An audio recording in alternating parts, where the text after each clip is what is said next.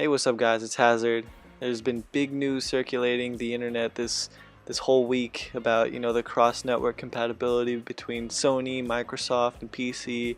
I'm just going to talk about that today since I haven't really had a chance to talk about it lately. So, yeah, and I just have some Call of Duty playing in the background, nothing big except I got a Mothership and my friend also got a Mothership and we're Mothership squad for life, just rolling. It's hype, it's nothing. It's no big deal. Alright, so let's talk about cross-network compatibility. I want to talk about the pros and cons, but I might be a little biased because I like to pick at things a little bit before I, really support it, because I need to see the downsides and I don't want to get excited over something that might not happen, if that makes any sense. But anyway, let's get right into it. So cross-network compatibility would be linking the triad together, PC, Sony, and Microsoft together, so that we would all be able to play the same game together no matter what console you have.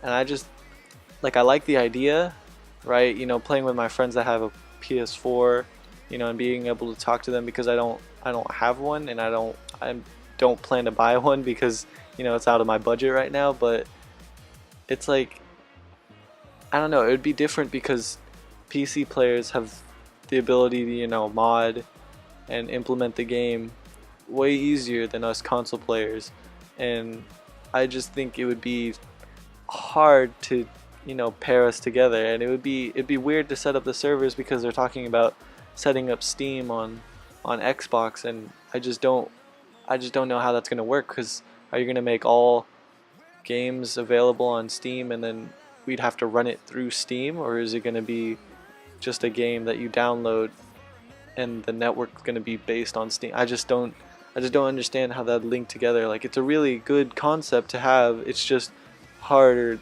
than what it's said to be, if that makes any sense. Next is like friending.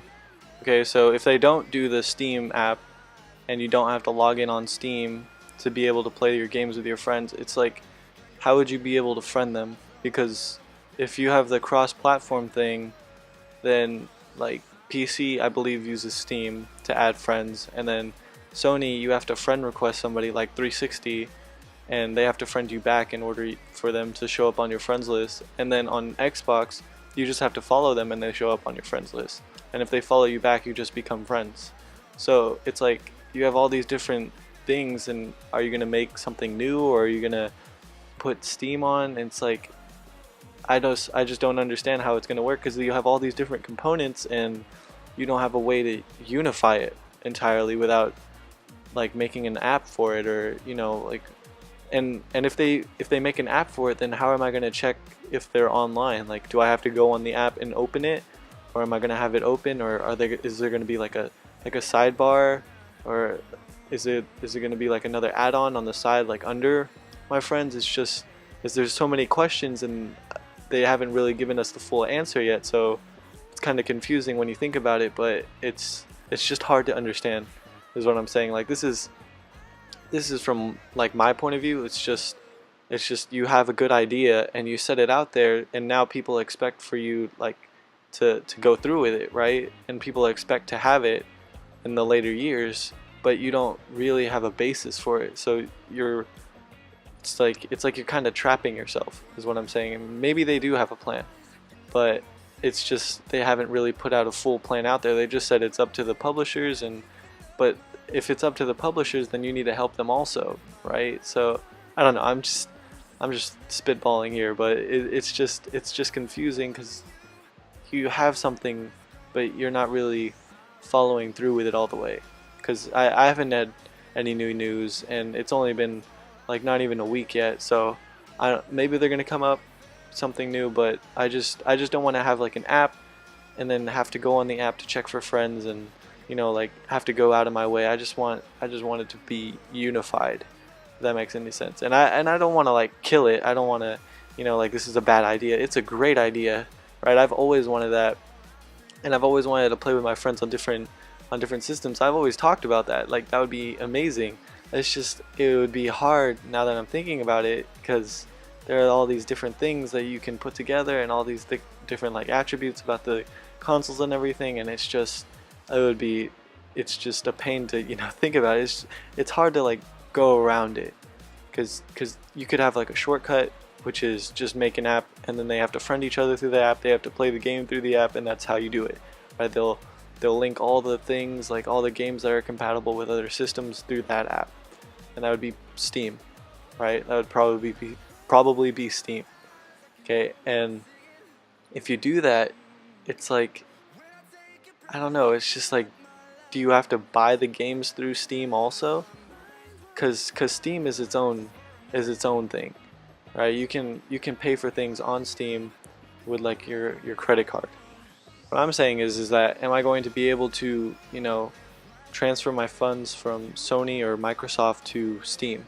Because like, what if people don't want to put down their credit card for Steam because they either don't have one or they just don't like the idea of putting their credit card online, right? So you have these funds just sitting there in Microsoft or like in your Xbox account, and you're not going to use them because you're using Steam and that has all your stuff on it. So am I going to have to re-download all my DLC because Call of Duty is probably going to be the main one everybody wants, right? Because everybody wants to play Call of Duty with their friends, and you know, they have all these tournaments and everything. And are you going to have to re-download that DLC or re-buy that DLC?